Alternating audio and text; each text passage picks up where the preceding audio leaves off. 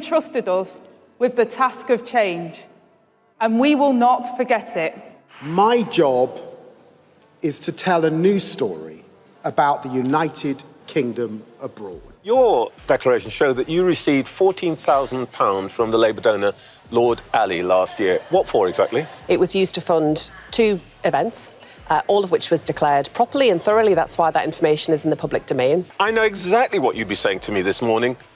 They should pay for their own birthday parties. Look, this was in a work context. Labour's biggest donor is on the verge of walking away. Why? The answer lies in a web of broken promises and manifesto lies that have left even the party's most ardent supporters questioning their loyalty. As the donor's patience wears thin, we're witnessing a seismic shift in Labour's power dynamics. What does this mean for Keir Starmer's leadership, and more importantly, for the future of British politics? Before we move on, I'd like to ask you a small favour. If you appreciate this content, please take a second to like this video and subscribe to the channel. Over 98% of you watch the videos without subscribing. It costs you nothing, but it makes a huge difference to us. So did you click the subscribe button? Great, thank you so much. Now back to the video. In the world of British politics, money talks and few voices speak louder than Labour's biggest donor.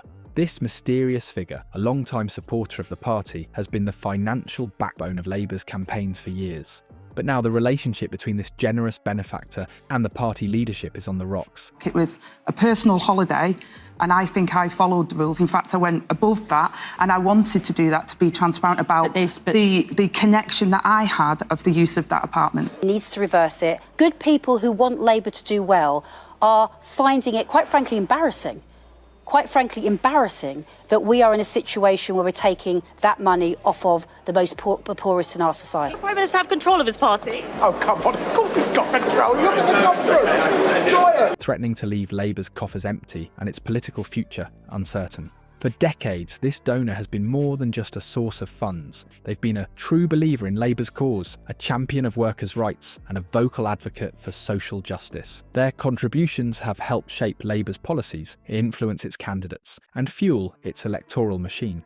But as the years have passed, the donor's trust in the party has slowly eroded, like a once solid foundation now riddled with cracks. The rift between donor and party didn't appear overnight. It's been a slow burn, fueled by a series of broken promises and policy U-turns. Remember Labour's pledge to nationalise key industries? It was quietly shelved. The promise of free university education, watered down to a mere reduction in tuition fees. Keir Starmer got to be absolutely sort of popping champagne cork sort of occasion. And in the hall, you get the euphoria, the standing ovations. But come away from the hall, talk to senior figures in the party, and there is a miserable mood the Labour Party have been having with previous scandals of a bygone era. They feel generally that the messaging that they're being given to explain to people what Labour is about in government, there is gloom about what's happening there, and there is gloom about the way that the universality of the winter fuel allowance was removed. And that has made for fairly sort of awkward start to this conference. With each compromise and each abandoned manifesto commitment, the donor's faith in Labour's integrity has diminished. But it's not just about broken promises. The donor has grown increasingly frustrated with Labour's shift towards the centre ground. They've watched as the party has distanced itself from its socialist roots, courting big business and adopting policies that seem more at home in a Conservative manifesto. For a donor who believes in the power of collective action and strong trade unions, this ideological drift has been hard to stomach. The final straw came with Labour's recent stance on workers' rights. Despite promising to strengthen union powers and improve conditions for gig economy workers, the party leadership has been conspicuously silent on these issues in recent months. I get that people are angry and I get that people are upset. But you're not going to change the rules? I think that the transparency is there so people can see that. So let me be blunt. We can't wish our problems away. We have to face them. That's the difference between opposition and government. I'll be honest, it was a hard one to turn down. I appreciate there was big demand for the tickets. It was a privilege to be there.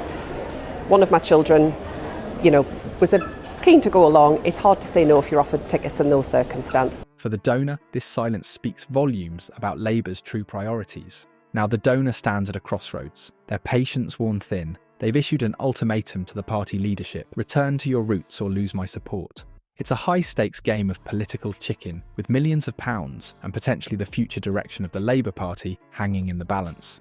But here's the kicker. This donor's frustration isn't an isolated case. It's symptomatic of a wider disillusionment among Labour's traditional support base. From trade unions to grassroots activists, many are questioning whether the party still represents their interests. The donor's potential departure could be the first domino to fall in a larger exodus of support.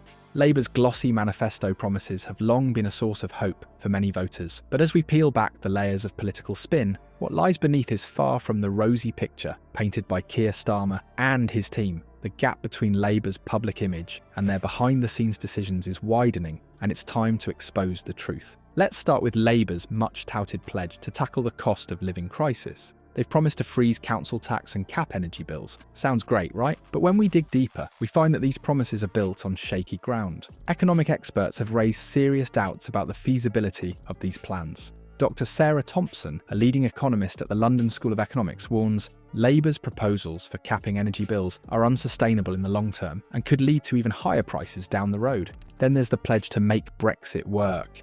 But what does that actually mean? Labour's stance on EU relations has been as clear as mud. They've flip-flopped between promising closer ties with Europe and vowing to maintain distance. It's a political tightrope act that's left both Remainers and Leavers scratching their heads. Labour's green energy promises are another area where reality falls short of rhetoric. They've made bold claims about transitioning to clean energy, but their actual plans lack substance. Environmental policy expert Professor James Green from the University of Manchester points out Labour's green energy targets are ambitious, but their roadmap for achieving these goals is vague at best. It's all sizzle and no stake.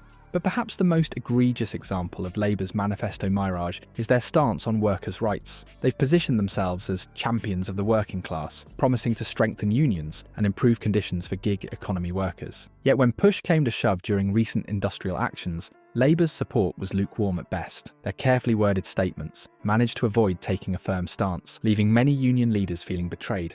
The consequences of these policy U-turns and half-truths reach far beyond disappointed voters. They strike at the very heart of political trust. As Labour continues to drift from its roots, it's not just donors who are reconsidering their support. Grassroots members and long-time Labour voters are increasingly feeling alienated from a party that seems more concerned with winning elections than standing by its principles. The potential loss of Labour's biggest financial backer isn't just a monetary blow, it's a seismic shift in the party's political landscape.